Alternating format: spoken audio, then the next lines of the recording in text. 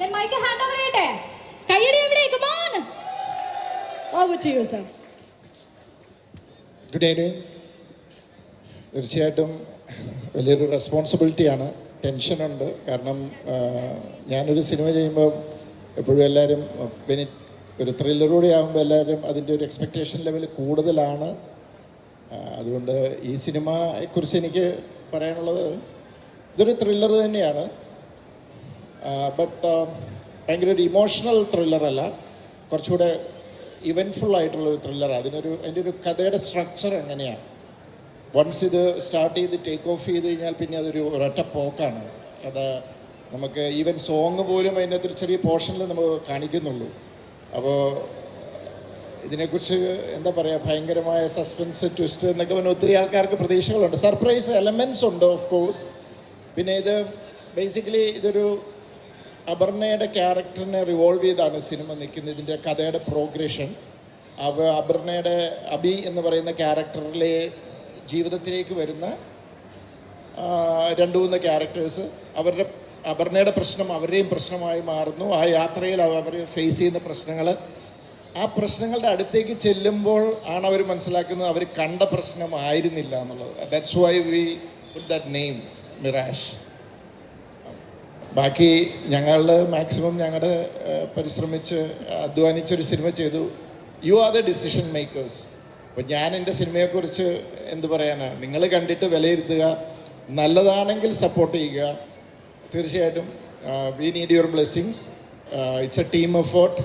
എൻ്റെ ഈ പടത്തിന് എൻ്റെ കൂടെ വർക്ക് ചെയ്തിട്ടുള്ള ടെക്നീഷ്യൻസ്, ആർട്ടിസ്റ്റ് എല്ലാവർക്കും ഞാൻ നന്ദി പറയുന്നു. കാരണം അവരൊരു ട്രമൻഡസ് സപ്പോർട്ട് തന്നു. പ്രത്യേകിച്ചും ആസിഫ്, അപർണ, ഹക്കീം, അർജുൻ എല്ലാവരും ഭയങ്കരമായിട്ടും.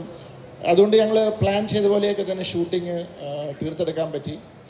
And thank you. ആൻഡ് ഇങ്ങനെയൊരു ഇവൻ്റ് ഇവിടെ ഹോസ്റ്റ് ചെയ്യാനും ഇങ്ങനെയൊരു ആൾക്കാരിലേക്ക് എന്താണ് മിറാഷ് എന്ന് എത്തിക്കാനൊരു അവസരം തന്നതിന് ഫോറം മോളിനോടും ഈ ഫോർ എൻ്റർടൈൻമെൻറ്റിനോടും ഞാൻ നന്ദി അറിയിക്കുന്നു. Thank you so much.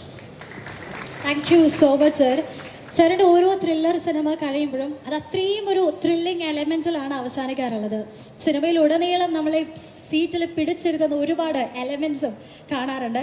അപ്പോൾ ഓൾവേസ് വി വണ്ടർ, ഇതിൽ കൂടുതൽ എങ്ങനെയാണ് ഇതിൻ്റെ ത്രില്ലിംഗ് ആയിട്ട് നമ്മളെ ഞെട്ടിക്കാനായിട്ട് സാധിക്കുന്നത്. But you prove S wrong every single time.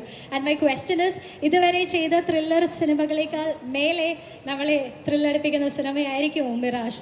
Comment സെക്ഷനിൽ എല്ലാവരും ചോദിക്കുന്ന ഒരു ചോദ്യമുണ്ട്, ദൃശ്യത്തിന് മേലെ ആയിരിക്കുമോ? And what do you have to say about that? അങ്ങനെ ഒരു ദൃശ്യമല്ലല്ലോ ഇത് മിറാഷ്. ദൃശ്യം it's A totally different genre. ഇതങ്ങനെയല്ല, ടോട്ടലി ഡിഫറെൻ്റ് ഇതാണ്. പിന്നെ ഞാൻ ഇതിനു മുമ്പ് ചെയ്തതിൻ്റെ മുകളിൽ നിൽക്കുമോ താഴെ നിൽക്കുമോ എന്ന് എനിക്കറിയില്ല, അത് പ്രേക്ഷകർ തീരുമാനിക്കട്ടെ.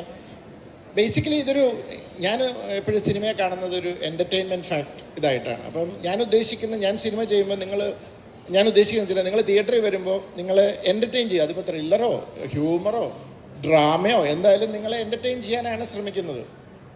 അതിൽ വിജയിച്ചിട്ടുണ്ടോ ഇല്ലയോ എന്ന് അവരാണ് പറയേണ്ടത്.